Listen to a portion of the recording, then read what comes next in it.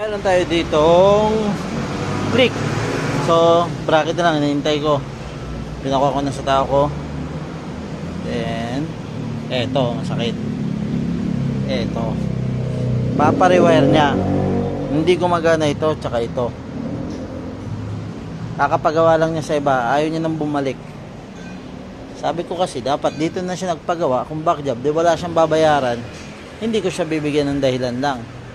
So, yan. So, yan ang gagawin namin ngayon. Paparewire. Yan. So, tumatanggap kami ng big bike, ha. So, dito tayo.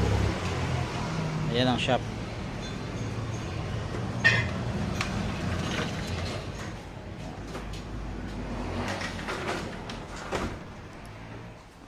Ayan, si boss magkakape. Alam naman tayo mga Pinoy, nagkakape tayo pag ano. Kahit mainit.